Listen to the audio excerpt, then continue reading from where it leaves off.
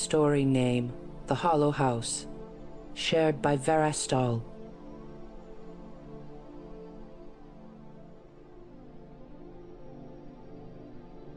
Up until last month, I'd spent the last 3 years working as a property inspector for a national real estate company. They had over 500 houses across the 3-state region I covered, and between me and my boss Willie, we were supposed to check them all at least once every 2 months.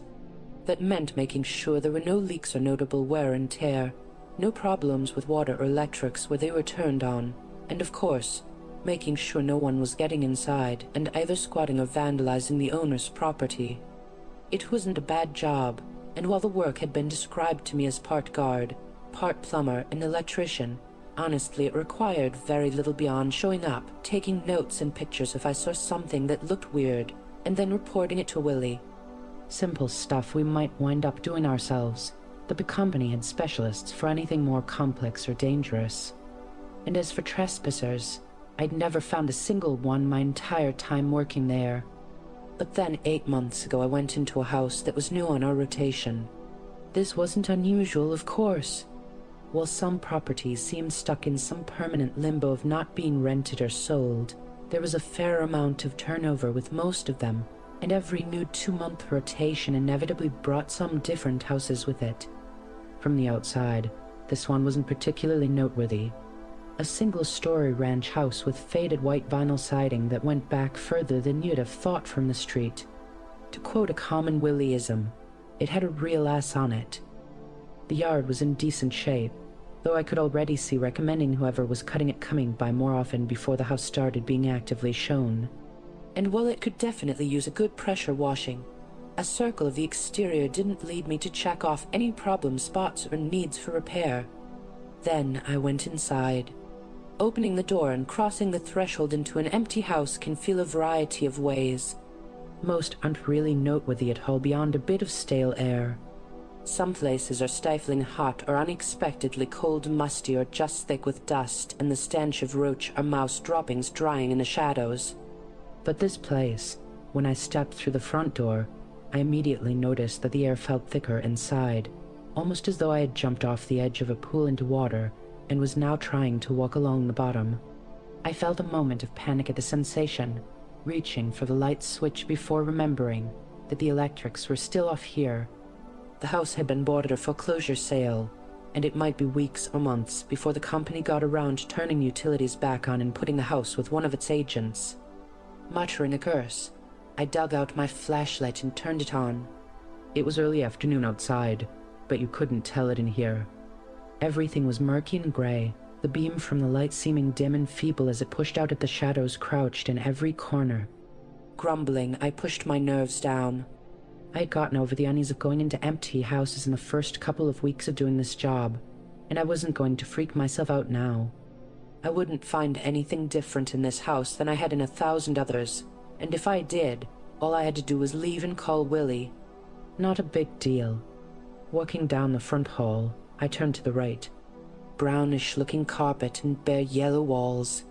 No sign of any damage or anything having been left behind. This place had 12 rooms according to the sheet, and I tended to work front to back, so before going through the door in the back wall of that room, I crossed over the main hall to the left-hand room. This was a smaller room, also brown carpet, green walls, nothing of note. Moving through the door on the far side, there should be one more room, a larger living room area that. I paused in the doorway as my flashlight landed on something. It was an old rocking horse, with a wooden body and rockers of peeling black paint and a molded plastic head that was faded with age but still identifiable as the snarling face of a black stallion.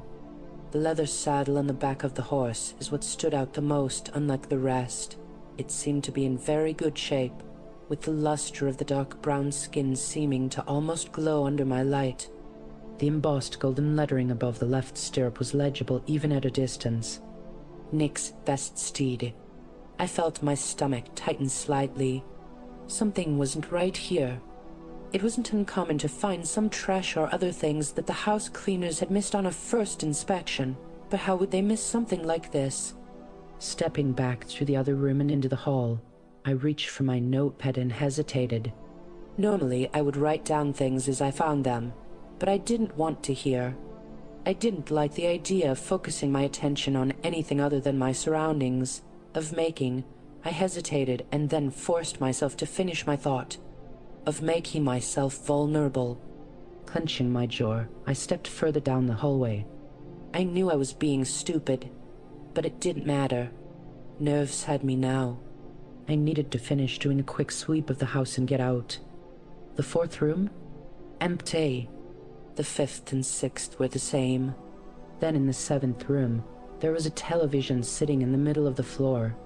A pretty old one, with a small curved screen of thick glass surrounded by a heavy wooden cabinet. How the hell had they left this sitting here? I felt a dull sense of fascination looking at it. It really was old and kind of interesting. Probably an antique that might be worth something to somebody, even if it didn't work. Crouching down, I gave the large, metal-channeled dial a twist, each number between 1 and 9 making a satisfying click as it ratcheted by. Shining my light back across the front, I stopped when I reached the screen. The glass had lines, ridges in it. 6 lines trailing down as though someone had run their fingers through clay. Though these marks looked as though they'd been made by something melting their way into the glass as they went. I shivered and stood back up, my momentarily forgotten fear back stronger now. It was nothing plenty of houses had weird stuff left behind, right? Still, I was ready to be done and get out. Glancing around the room again, I moved on. Room 8. Clear. Room 9, the last one of the right side of the house so far as I could tell, had some peeling wallpaper, but no signs of water damage or mold behind it.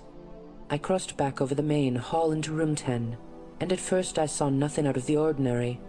Then I turned to look in the corner and saw the naked man crouched there, grinning at me. In that first moment of shock and panic, I took him in fully. His head was crudely shaved, with thin patches of hair still wisping away from a scalp covered in cuts and scabs. His face was thin and lean except around his eyes, which were red and puffy. Even now, as he stretched cracked lips wide to show me twin rows of gray teeth, he was crying, his body shuddering with a faint sound somewhere between laughter and a sob. Oh, fuck. Fuck no. The next moment I was running for the front door, and I didn't stop until I was back outside and in my locked car. I called 911 then, waiting in my car for the cop to come and get out the trespasser. It took half an hour before someone showed up, and when they did, they looked skeptical. I'd made the mistake of telling 911 that not only was there some guy in the house, but he was naked and crying. At the time, I'd thought it'd make them come quicker, but instead it had made them think it was some kind of practical joke. The officer was polite though, asking me a few questions before telling me to wait outside. I could tell by his expression he didn't think he'd find anything, and as soon as he stepped back out, I could see that his suspicions had been confirmed. Still, when he came back to the car, I forced myself to ask if he saw the guy. He offered a slight frown. No sign of anyone in there now. He gestured toward me in the car. You've been here the entire time, you said. Since you left the house? When I nodded, his frown deepened slightly. Well, this is the only door in and out that I saw. So unless he climbed out a window, I don't know where he would have went. He let the unspoken implication hang in the air for a moment before giving a shrug. Still, let us know if you have any further problems and they'll send someone back out. I wanted to argue, to try to convince him, but I realized there was no point. What could I say, and what did it matter? I was done for now, and when I talked to Willie, he'd know if there was anything else we should do. He'd been working that job for over 30 years, and there was very little he hadn't seen after all. Where did you hear about it, kid? The internet? I stared at Willie in confusion. We were at Brecken's, a diner we met at once a week to eat breakfast and compare notes, and I'd just finished telling him about the house and what I'd found there. I'd known his expression had changed as I talked, but at the time I just chalked it up to him being concerned about what I'd seen. Now that I was done, though, he seemed not only tense, but almost angry. What are you talking about? He took a sip of coffee as he studied me over the cup. Look, I'm not calling you a liar. But if this is some prank you're trying to pull, just tell me now. I won't be mad. Where did you hear about the Hollow House? I looked at him blankly. Willie, I don't know what you're talking about. I swear. What's the Hollow House? Sitting down the coffee, he sighed. I believe you. You're a good kid, and I've never known you to be a bullshitter. And hell, I don't know if anyone talks about it on the internet in the first place. I just figured that it might be on there somewhere like every other damn thing. He gave a small shrug. I learned about it at first the same as you. 20, maybe 25 years ago. I went into a house that on the outside looked just like the rest. And then I saw the TV. Back then it wasn't so old looking as it would seem now, with everybody having giant things they hang on their wall, but it was still old and odd that it had been overlooked. I felt my eyes widen. You mean you saw the Saw? He cut me his look that said hold off asking questions until he was done explaining something to me. I fell silent. Rubbing his eyebrow, he went on. Then I saw the rocking horse, just like you described, down to the next best steed and everything. By this point I was starting to get skittish, but I was quick to get spooked back then, and I told myself that's all this was. His hand trembled slightly as it trailed down to clasp the other on the table. But then I saw the man. We didn't have cell phones back then, and they encouraged us to threaten people and bully them out when we could. Not hurt them, but make it seem like we might. He shook his head as he looked down at his coffee. The guy just kept staring at me, laughing and crying at the same time, just eyes locked on mine while I got in his face and yelled.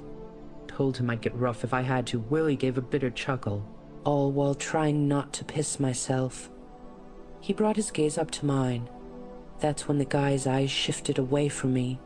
He was looking at something behind me now. In spite of myself, I couldn't help but to break in and ask, what was it? What was behind you? Willie's face visibly paled. No, I don't want to talk about that. Looking away, he licked his lips. Anyway, I got out. Went and told a buddy of mine that worked for the company what I'd seen. He'd heard of it before too, and he knew what people called it. The Hollow House. I frowned. Okay, if this is all true and you knew this place was messed up or haunted or whatever, why didn't you warn me before I went in there? He gave me a little smile and shook his head. No, you don't understand. It's not the same house. It's never the same house, at least on the outside. Never in the same spot, same past owners, nothing. Believe me, I've looked into it some, and over the years I've talked to half a dozen people that have run across it too. Every one of them described seeing the same stuff on the inside, but they were in different houses all around the country over the past 30 or 40 years when it happened.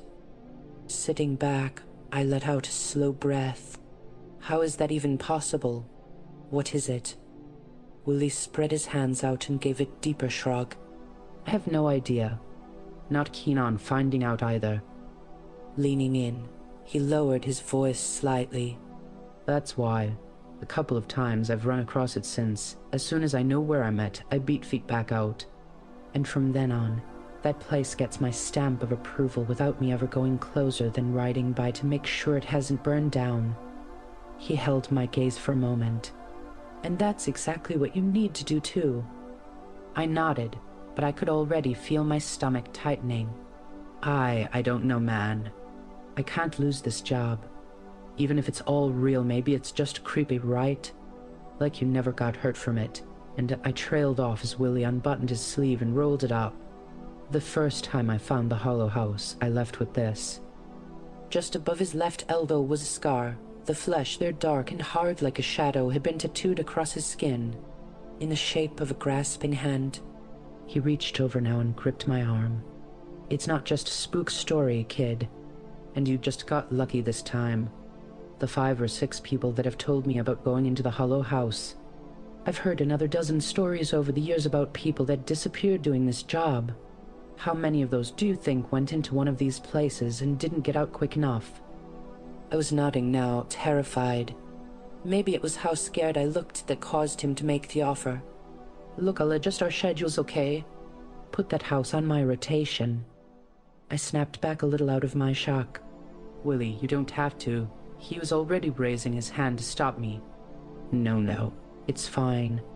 I'm used to it and I know the signs well enough now to get out fast. Besides, I don't plan on stepping foot in that place. And as long as I've been here, no one's going to hassle me if they find a problem I didn't report. He pointed at me. Not that you can let your guard down. If you stick with this job, you'll run across it again at some point. Sighing, I nodded. Yeah, sure. But are you sure? When he looked at me this time, he only met my eyes for a second before looking away. Yeah, kid. I'll be fine. For the next few months, everything went back to normal. I knew from the schedule that Willie would have visited the Hollow House twice, but he never mentioned it, and neither did I. I was grateful to not have to go there myself or risk faking my inspections, but I felt guilty for passing the risks on to him. Still, every time I went into a new house, there was now a moment of fear and tension while I tested the air and looked for signs of something being off. Nothing ever was, but that nervous anticipation never left me entirely, and that was enough to take the edge off the guilt at what Willie was doing for me, especially since I felt sure he wasn't actually going inside. The next month, a new corporate policy came down from the national office. To ensure that every property was being reviewed thoroughly, we were to take at least 3 photos of the interior of every house we inspected, including at least one that had the laminated property form in the shot. These forms were in every house, listing the address, property ID number, and various other details like square footage and local agent contact information. Every form was unique and were usually taped to the counter in the kitchen, meaning that you couldn't just use a form from another house. My stomach dropped as soon as I got the email, and when I checked the schedule, I saw that Willie was supposed to be checking the Hollow House again 2 weeks later. Enough time for me to talk to him when we did our weekly meet-up, for us to come up with an answer, or if not, for me to at least offer to take the house back. No, kid. It's okay. I'll figure something out. I frowned. Look, I don't want to go in there either. Maybe I can fake the pictures, right? Make a new copy of the form and take pictures of it taped to a different counter in a different house. Not like they'd ever know. He looked thoughtful for a second as he considered it and then shook his head. Won't work. They don't store the info on those forms in any computers we have access to, so we'd have no way of knowing some of that stuff like the local realtor that's listed without seeing a form. Besides, I know the way those suits think. They started those forms 5 years ago. Made a big deal out of putting them all in the same place in the house and making sure every place had one. I wondered why at the time when they could just give the info to us and the real estate agents. Glowering, he stabbed at a piece of egg. What do you want to bet they were already planning this shit? Took pictures of the forms on the counter so if they ever decided to do what they're doing now, they'd have something to catch fakes. Isn't that kind of paranoid? Willie shrugged. Only if I'm wrong. And I don't put much past a man looking to squeeze a dollar. Hell, I don't think it's a bad idea, if I'm honest. He sighed.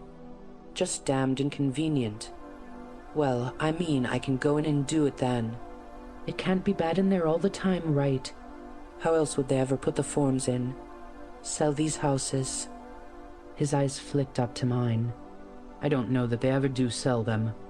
I've kept an eye on the ones I've found over the years, and best I can tell none of them ever actually get sold. They just drop off the lists after a while. No idea why, and I'm not going to look if I don't have to. He nodded as he chewed. Still, you're right. It can't be like that all the time. Maybe I'll hit it lucky, and I'll take a bunch of shots of their damned form when I'm in there. Enough to dole out until I retire. Stomach in knots, I pushed out the question I didn't want to ask. Are you sure? Lee hesitated, and in that brief pause he looked frail and old. When he spoke, his voice was steady but low, barely above a whisper. Yeah, kid. I'm sure. I wanted to call Willie after his next check of the Hollow House, but I held off. I was going to be meeting him for breakfast the next day, and there was no reason to bug him or make it into a bigger deal than it was already. Maybe the house had gone back to normal, and either way, he'd have let me know if something had come up. Unless he never got back out. I tried to push the thought away, but I couldn't. Finally, I gave in, calling him that night. The phone rang several times, and each second I could feel it getting harder to breathe. What if something really had? Hello? Willie. Thank God, man. Sorry, I just knew you had the house today and wanted to make sure you were okay. How? Oh, yay. It went fine. I sat down as relief flooded through me. Good. So you got the pictures you needed? It all went fine. I'm just real tired. Going to beg off meeting you tomorrow if that's all right. I frowned. Other than one time when he was down with the flu for 2 weeks, Willie had never missed one of our breakfasts. You sure, man? Need me to bring you anything? No, I'll be fine. Thanks. Need to go now. I went to say more, but I heard the click as he hung up. I worried about him over the weekend, but it wasn't until I got a phone call the next Tuesday that I knew something was really wrong. It was from the regional office. Asked if I had heard from Willie in the last few days. That he hadn't submitted a report since the middle of the week before and they couldn't get him on a phone. Heart in my throat. I told them no, but as soon as I got back into town that afternoon I'd go by and check on him. Willie lived alone in a 2-story house on the east side of town. The neighborhood had gone down in recent years, but Willie always kept his place in great shape. He told me once that he'd been terrible about keeping the place up when his wife was alive, too much like his job. He said, now that she was gone, and with no kids or grandkids, he had lots of empty time to fill, so he decided on doing a better job taking care of the house she had loved so much. I knocked on the door twice before ringing the bell, and I was starting to wonder if he was home despite his car being in the driveway. Hitting the doorbell a second time, I called out, Willie, you in there? You sick or something?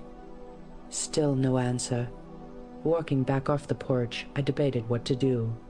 I didn't want to bother him, but I didn't want him laying in there sick or dying either. Maybe I should call that my eyes landed on a rock at the edge of the flower bed. Or something that looked like a rock, at least. Crouching down, I picked it up and gave a brief, humorless laugh. It was a hide key. Sliding back the bottom, I saw a house key nestled inside the molded plastic base. Willie might get pissed, but so be it. I wanted to make sure he was okay. Fishing the key out, I went back up to the door and put it in. The key turned easily, and calling out to Willie that I was coming in, I started to open the door. I had only opened it a foot when I met resistance from the other side. Looking up, I saw Willie's haggard face peering at me from the gap. His eyes were red and wild as he stared out, and his skin had a sickly sweat-sheen glow to it. He really was sick. Hey, sorry to bother you, man. You look terrible. Are you? Get away. His voice was a hoarse croak, and it didn't take long for me to see why. Black marks, the shape of long fingers, banded his neck like a collar. I felt anger and fear welling up in my chest. Willie? What the fuck, man? Did someone hurt you? He squeezed his eyes shut, tears forming at their corners. No, just get away from here, kid. Don't come back. With that, he stepped back and shoved the door shut. I could have stopped him, but I'd been transfixed by what I saw behind him in that brief glimpse into his house. By the time I realized what was happening, he'd already locked the door and slid home a deadbolt, and my yelling and knocking didn't get any further response. I went back home and then called the cops. Asked them to do a welfare check. When I called back a couple of hours later, they said they'd gone by and spoken to Willie and he was fine other than being bundled up. Said he was fighting off a bug and stayed cold all the time, but that he didn't need them or his nosy co-worker bugging him all hours of the day and night. The cop then mentioned to me that 911 was for actual emergencies and that I should probably just leave the old guy alone. And that's what I did. Willie never came back to work, and after a few more weeks I quit myself. I'd reached the point where I couldn't go into any new house, and it was only a matter of time before they fired me anyway. I didn't give up on Willie because of what the cops said, or even because Willie told me to go away. I tell myself that those would be reasons enough, but I know better. Willie was a good guy and my friend, and I should go back and check on him again, whether he wants me to or not. But when my guilt is at my worst, when I'm close to driving over to the east side of town or giving Willie a call, something always stops me. The memory of that half-second glimpse into his house and the picture, perfect image of what I saw there, gently swaying behind him. A faded black rocking horse with a brown leather saddle polished to a high sheen, and between the seat and the stirrups, fine gold lettering so bright I could read it across the too thick gloom. Nick's best steed.